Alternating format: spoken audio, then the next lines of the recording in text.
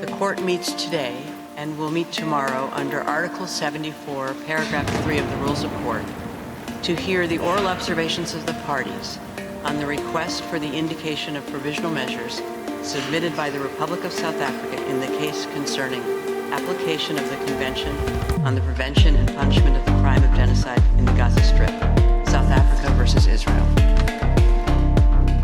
The court does not include upon the bench a judge of the nationality of either party. Accordingly, both parties avail themselves of the right under Article 31, Paragraph 3 of the statute to choose a judge ad hoc. South Africa has chosen Judge Dikgang Ernest Seneke and Israel, Judge Aharon Barak. Article 20 of the statute provides that every member of the court shall, before taking up his duty, this case.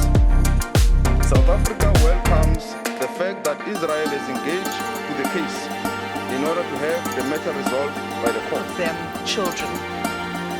For the past 96 days, Israel has subjected Gaza to what has been described as one of the heaviest conventional in South Africa's application, and confirmed by reliable, often UN sources. It's thus unnecessary and impossible for me to recount all of them. Israeli Defense Force indicating that it intends pursuing this course of action for at least a year. In the words of the UN Under-Secretary General on 5 January 2024, I quote, "You think getting aid into Gaza is easy? Think again. 3 layers of inspections before trucks can even enter. Confusion and long queues. A growing list of rejected items. A crossing point meant for pedestrians, not trucks. Another crossing point where trucks have been blocked by desperate, hungry communities. A destroyed commercial sector.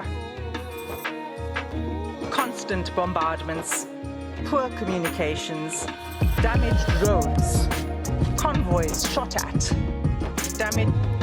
delays at checkpoints, a traumatized and exhausted population crammed into a smaller and smaller sliver of land. Shelters which have long exceeded their full capacity. Aid workers themselves displaced, killed. This is an impossible situation for the people of Gaza and for those trying to help them. The fighting must stop." Close quote. Madam President. Prime Minister.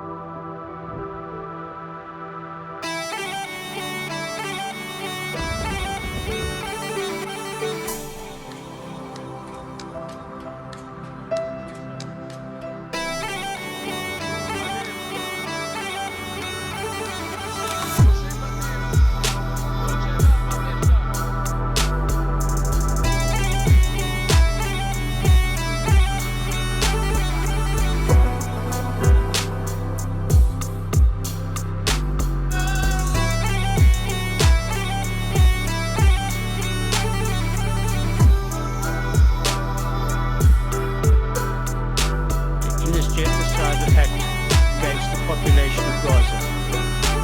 What more evidence could be required to establish a dispute? It is precisely because of a situation of this kind, affecting the international community as a whole, that Article 9 of the Genocide Convention does not require negotiations as a precondition to seizing the jurisdiction of the court.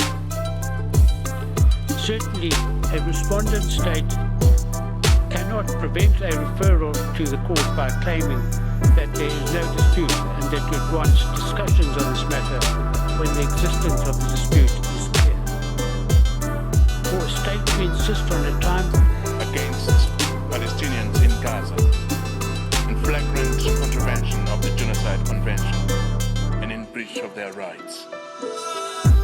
South Africa has come to this court to prevent genocide and to do so in the discharge of the international obligation that rests on South Africa and all other states under the convention.